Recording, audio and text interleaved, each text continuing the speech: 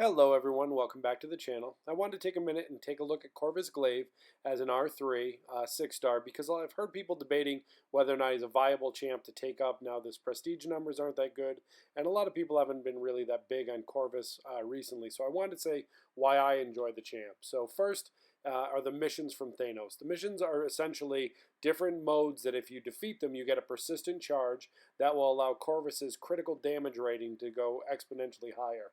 So the first mission is to kill an Avenger, second is to kill a Tech Champ, third is to kill a Mutant Champ, and the last is to knock down a Defender that has evaded you. So with Corvus, he's also going to be Cold Snap, Bleed, Shock Immune.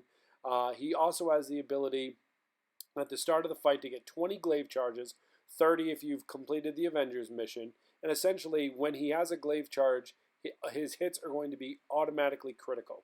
He can crit through block, and he's one of these ones that he's very bursty. He can take things down in a very minimal amount of hits, and that's through the Glaive charges. When he has 0 Glaive charges, he is able to be killed, but while he has Glaive charges, he's actually immune to dying. When he gets knocked down, the Glaive charges get turned off. When he well-timed blocks someone, he armor breaks them. It's not like OG Thor, but it is an armor break. And all three of his specials have different abilities. The special 1 gets a boost to the attack rating. 2 is unblockable, and if they're at an SP3, they lose 20%. And then the third is going to essentially give him an attack bonus. Now, his signature ability just specs down the time that the Glaive charges reset, because when you spend 20, it will go down to 0, but then a timer will begin.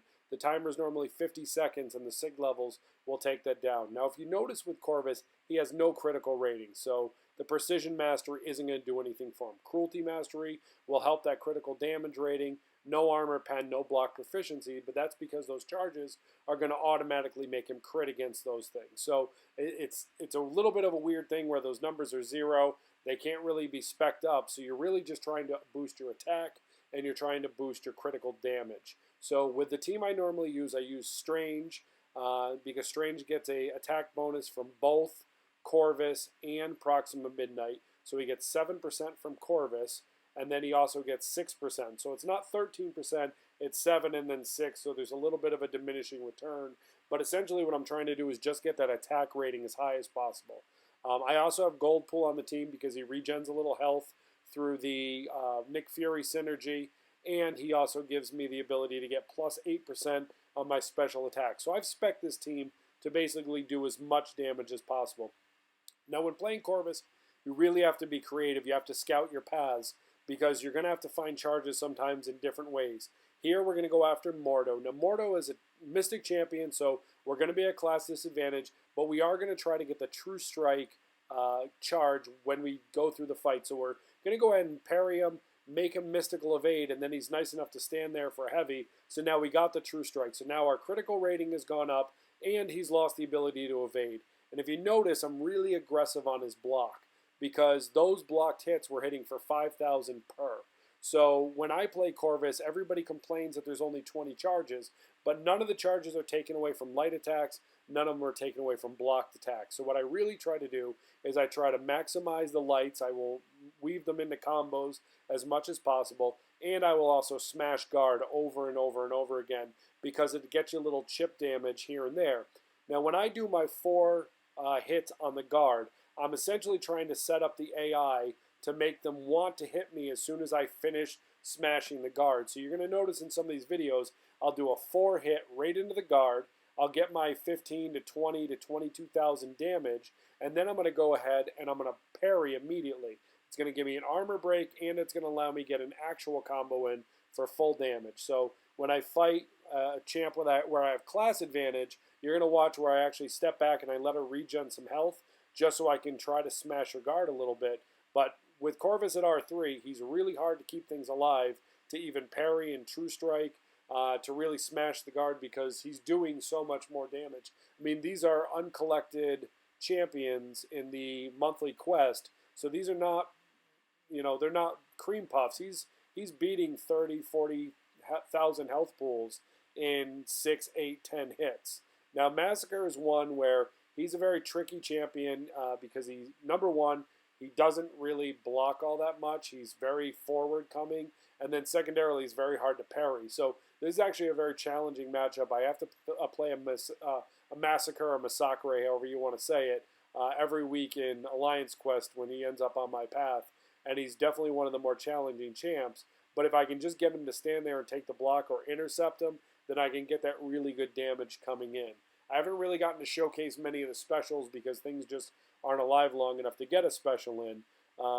But we will see some of those a little bit later because I tried to give a little bit more gameplay. I wanted to get some quest gameplay just to show how we can really go through things. And then I'm going to give you some Alliance Quest gameplay where the health pools are in the 80,000s, and you're going to see a lot more spec up of the damage as well as the health pool. Now, that was a ghost. 30,000 health, dead in 5 hits. I mean, this is what Corvus can do for you. And then when you spin this forward to Act 6, to Act 6, 1, 2, 3, and eventually 4, this is really just putting units back in your pocket. It's really allowing you to keep revives in your pocket. If you know how to play Corvus, you can really use that cheat death mechanic and this really ridiculous damage to do some very exciting things. Now, if you notice, I just went for a 5 hit thinking he was going to punish me. He didn't. And then I went for the 4 hit into his block, and he was nice enough to then fire off right into a parry and then armor break himself and get himself killed in about 7 or 8 hits. This is the boss. Now, this is over 100,000 health. So, and as well, Omega gains health if you're close to him. So this is you have to do a couple combos and then back up to get those death spores down. So what I usually try to do is build them up to a special one and then just back up so that the spores go down, or even avoid the heavy. But that was 12,000 on the first crit hit of the SP1. The specials do not take away from the glaive charges as well. So now let's jump in to some Alliance quests. Now this is Corvus already beefed up because I'm on the prove yourself path, so I have to go through a bunch of Avengers, mutants. I have 4 charges ready to go at the start of the fight. In buffed up, you need to have a minimum of 3 buffs to be able to even do any damage. So if I had any other champion on my team, I'm going to do nothing against this Ultron. So what I'm trying to show you is even with a Mystic disadvantage, even with Counter-Strike, this is Brute Force Day. We have 80,000, I believe, on the health pool for this Ultron, 75,000. This is going to be something where we're going to really showcase what Corvus can do, because with 4 charges, his damage just scales up exponentially. So, number 1, he also has the True Strike active, so he's not going anywhere. He's not going to evade anything. And now when you see some of these hits, they're all in the 6, 10, 12,000 point range. So when you only have 20 charges, that's not as bad when you're doing 6, 8, 10, 12 per hit, because you're going to take down a 100,000 point boss in that many hits. So now we're going to move on to a Vulture fight. Vulture's another one on the prove yourself path. Also, I'm going to have class advantage against a lot of these fights just because of the way the path lines up. So it really works out well for Corvus to, if you look at his damage, his attack right now is already greater than the attack of an Alliance Quest champion. So it's just one of these things where his damage is so ridiculous and it scales up so high that you're really just seeing these numbers that you're not going to see from any other champ, even at rank 3. There's not many things that hit as hard as Corvus. That's why he has that diminishing returns of he only gets to hit that hard for only 20 charges. Punisher 2099, 65,000. This is another fight where with the class advantage, you're just going to see these champs wilt 5, 6, 7, 8 hits just because of the amount of damage that he can do. And so we're really trying to finish these off with one big swing, one big medium that's just going to knock them right out of the game. Now, we do have a couple fights against Mordo. Now, Mordo we saw earlier in the quest, but this is a beefier Mordo. This is an Alliance Quest Mordo, so 66, 70,000. He also has Special 2 bias, so what we're really trying to do is kill him before we get to Special 2, because that can really cause a problem when he's able to come across and we really can't block or do much against him, but he's going to hit us like a truck, because he does have that class advantage over us. So we're going to try to take him down as quick as humanly possible. I really do beat the guard up on a lot of these Alliance Quest champions, because if they're just going to sit there and let me get 2, 3, 4% each time I hit them, then I'm just going to continually do that, because he's at 17%. I don't even have to really do anything other than smash his guard to finish him off.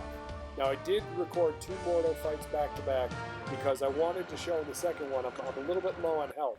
But if you watch my health pool, because bleed does stack and my mastery setup, bleed will stack and it does show, but I'm immune to bleed. So now I'm ticking up 218 health, but I'm only losing about 110. So I'm actually gaining health as I go through this fight. It's incremental, but it does matter and it does add up as you go through an alliance quest. So this is a weird little quirky way that Corvus can gain health because he does stack the bleed, so he does trigger the suture mastery, willpower, other things like that.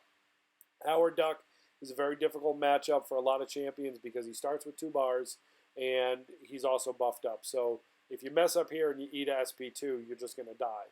But with Corvus, we're going to go ahead and try to either bait out the SP2 or kill him before he gets to SP3. So he's kind enough to give us that.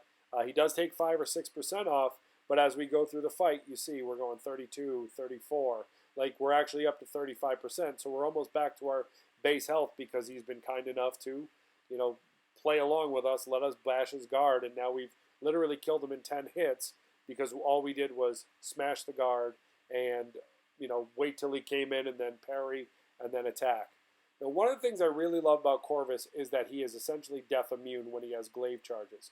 So what this allows you to do in some content, when you wouldn't be able to normally take something down, you are going to be able to fight him, and as long as you pause the game while you still have a glaive charge in Alliance Quest or Alliance War, and you go to the timeout, you will essentially still live. Now, I did this against Thanos. I wasn't going to be able to do any damage against because my Alliance just runs after him, but if you notice, he's not evading even though he has a node on that should let him evade. And if I had been able to do damage, this probably would have done about 10 or 12% damage off this Thanos. And now I'm just going to pause, and I'm just going to sit here, and I cut out that 2 minutes so you don't have to watch me sitting there staring at a screen.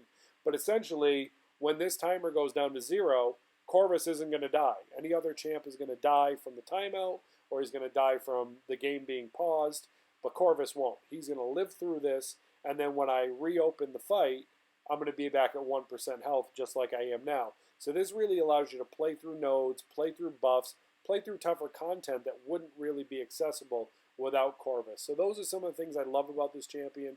Really gives him a lot of use, a lot of durability, and I think that everybody should go ahead and give him a try.